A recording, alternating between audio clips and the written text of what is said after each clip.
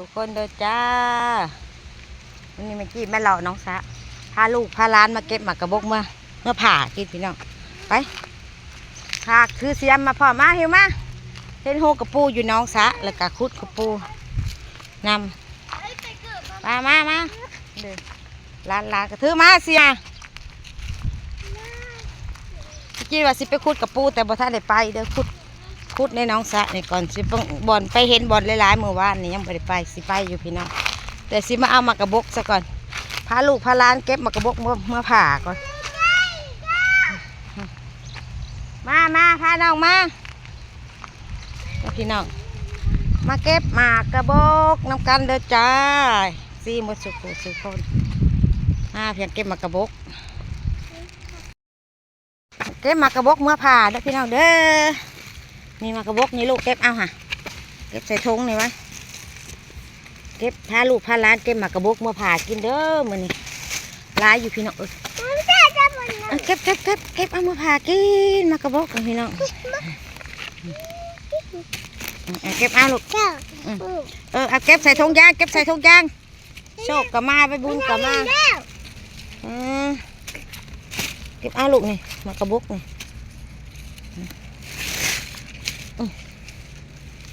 เก็บลูกเก็บโอ้ลูกขอเป็นคนคือยังนี่เก็บอันนี้เก็บใส่ถุงนี่เด้อลูกเด้อเก็บให้เอื้อยใส่น้ำอ้าวบักโซกมันเป็นคนแบบนี้เป็นให้เอื้อยใส่ถุงยางนี่ใส่มากระบอกนี่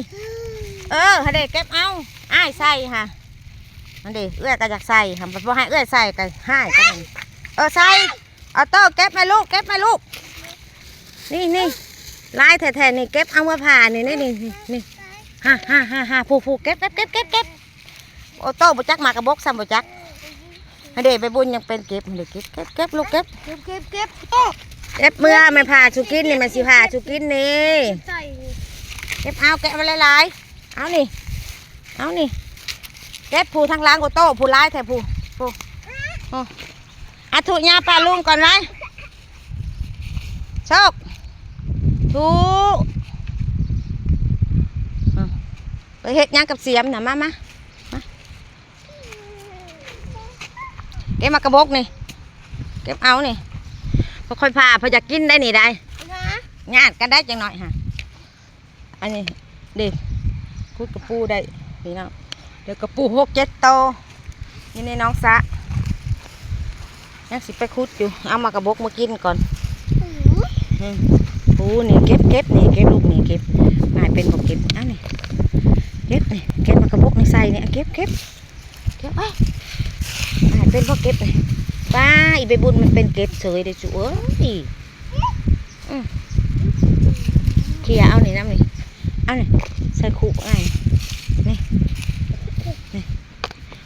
โศกมันวนนะคุดเอาอย่าส่วนขี้ดินไม่เคยมันปิ้วใส่หมูนะเคยพี่ลายอะไรนี่เขี่ยเอานี่ลายเขี่ยเอาลูกเขี่ยเอานี่เก็บลูกเก็บโซ่คุดละปุ๊บนี่เนาะส่วนดินเก็บเอาลูกเก็บมากระบอกนี่ลายแท้ว่ะเดี๋ยวใส่ถุงยางละเมื่อละพักกันนางพากินดีกว่าอยู่ละกินกับข้าวก็แล้วได้ข่อยไม่จีนแต่ยังน้อยแพ้ข่อยพากินได้พากินมากระบอกกินใส่ข้าวพาแล้วก็กินกับข้าวบ่มีแนวกินกะแล้วเด้อพี่น้องเด้อเห็นบ่เก็บเอาเนี่ยเก็บนะนี่มากระบอกนี่นะร้ายแท้เด่นเก็บเอาเต้าเก็บเอาลูกเก็บเอาลูกเก็บเอาเนี่ยเต็มขู่เลยฮะเต็มขู่เอาใส่ถุงยางเด้อเต็มเลยเด้อเอาเนี่ยมาดิป้าเต็มเลยขู่น้อยนี่เต็มเลยมาเก็บน้ำพี่น้องมาเมิดบรรดาหลานทุป้าลุงก่อนว่าลุงไอ้โต้เป็นบ่ทุเด้เป็นแล้วลูกไปไปบุญทุบันนี้ไปบุญทุ สู้โชคเด้โชคทุกไว้ทุกทุกเอ้ขี้เผากินนะทุกก่อนมันเปื้อนอันนี้ทุกไปเก็บบอลในตีนนะมาบอลเคลียร์แล้วเก็บเอานะนี่เมื่อกินนี่นะยังตกน้องแซะลูกกูมันลุกเด้มันเป็นปลาสิขึ้นมาแล้วฮันเด้ลุกเด้ปลาขึ้นมาแล้วมันสิขึ้นมาแหมไป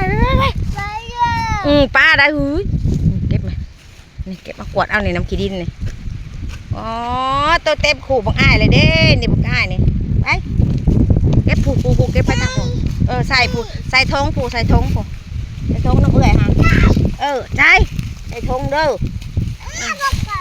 เมื่อไม่ผ่าให้กินเด้ออันนี้เอาเก็บเอาลูกเก็บเอาลูกหลานก็ไม่ได้ถือกระดกพี่น้องพิดกันงานกันของกันอยู่นี่เฮลบอนเจ้ากองอยู่นี่อันนี้นี่กองอยู่นี่มากระบอกนี่ผูลืมอยู่นี่เอาเก็บเก็บ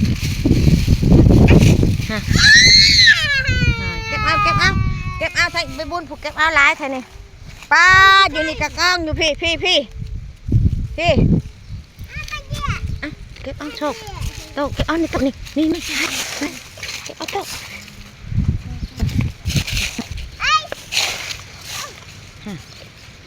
เก็บใส่ถุงยางมันเต็มขู่แล้วฮะใส่ถุงยางนี่ไปบุญนี่นะ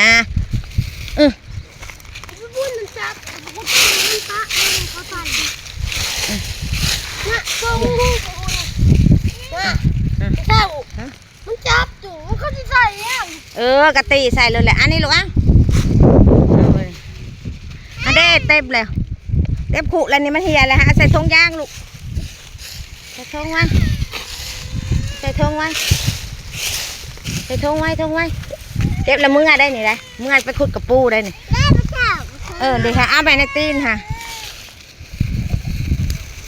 ลิ่นบ่บอลบ่เจ้าใหญ่เลยเจ้าก็ลิ่นบ่ผ้าน้องเก็บเขียวเก็บละกามพังงาเลยมึงสิเซ็ตสวยนี่มึงจะมาขุดใหม่เหรออื่นยังมื่อนี่แล้วมึงส่งมากระบกแล้วก็มาใหม่เมื่อเอาขู่แล้วจะเอาขู่น้อยนี่บ่ไปเก็บใส่กระปูมันก็เต็มมันก็ออกหมดเลยเอาทั้งไงผู้มาใส่เอาหุบมาใส่มันเหียนหุบมาใส่ทงยางในใบบุญนี่นะมันเต็มหรอกหุบฮะเอานี่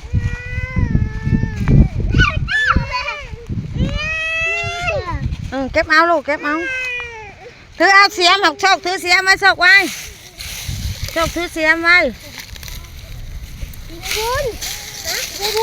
น่าชมตีบุญทงหาตีอักลูกตีเอากว้างๆแบบนี้ให้เด็กมันเหี่ยเลยเห็นบ่แม่บุญคำบุติตีออกให้เด็กให้อ้ายใส่ไปเบิ่งไหนสุรวนพี่น้องลูกร้านกับสุรวนขนาดเอาใส่จะเห็ดของมัน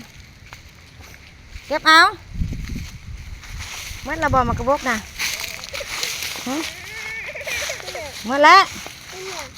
นั่นเด็กใส่ก้นนี่จ้ะนี่เลยจ้ะมากระบอกเราลูกแม่นี่ค่ะลูกแม่เม็ดอยู่ในได้บ้านี่เด้เฮียบ้าเลยหาเก็บเอาไหมเก็บเอา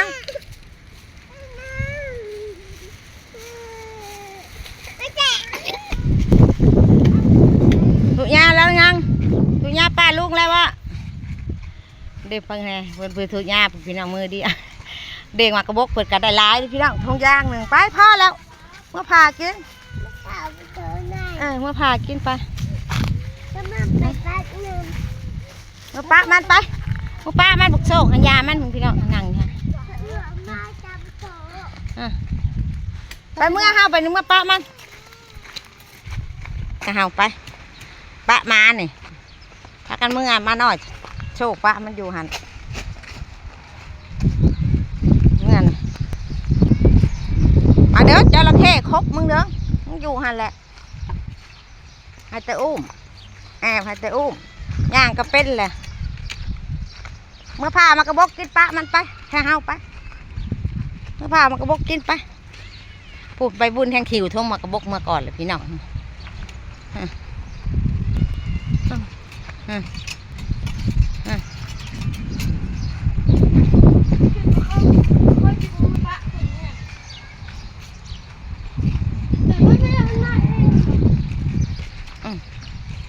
บ่มากระยาได้บ่อายหิวทง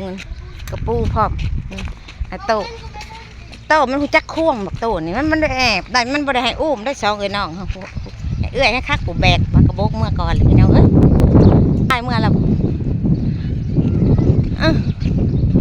บ่ได้กระจาระเข้ขึ้นมาแล้วหาทางหลังค่ะมันสิขึ้นจากน้องซะหามันสิมาเอามึงหาเอาไปเมื่อชุป้ามันเลิศมันป้ามันเมื่อแต่เฮาอันนี้มันให้เนาะมันให้แล้วเอาให้แล้วเอาไปนี่เอาไปต่อไปเอาให้อันนี้มาเลยพี่น้องให้มาเลยพี่น้องมาเลยมาหาทางนั่งอยู่หันพี่น้องเห็นบ่มาเลยอย่าหัวมันป้าหัวมันเลยนะมันแอบมันหมักมึงอยู่เดี๋ยวมันแลนพูดว่าเราแต่ย่างพูดมันแลนพูดเดี๋ยวมันเห็นหลังเลยเดี๋ยวแลนมาแต่ท้องสะพูดพี่น้องอ่ะต้องป้าหัวเพิ่นกลัวซะแหละมาหอนแล้วหอนเทือนแล้วเดี๋ยวปดเกือบแล้วเติมไปเบิ่งพี่น้องมานั่งอยู่หันได้พี่น้องเห็นปะนั่งให้อยู่หันดิแลนมาแต่น้องสะผู้ไปบ่สนใจผู้เห็ดบ่สนใจสู้บ่เห็ดไปล้างบ้านผู้ไปพักมันบ่สนใจมันไปปะมันมาล้างบ้านพี่เอามา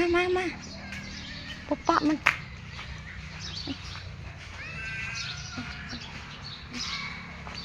นี่ปะมันป้าเองเดี๋ยวพี่น้องเอ้ยแอบโพดไงเลยแอบคัดให้อุ้มให้เอา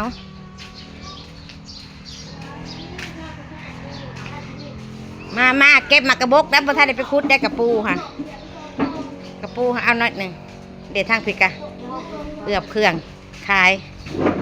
มาหอดเฮือนแล้วบัดนี้พี่น้องคลิปนี้ก่อนสิเดลาไปก่อนเด้อฝากติดตามคลิปหน้าขอบใจทุกไลค์ทุกคอมเมนต์เดลาไปก่อนพี่น้องบ๊ายบา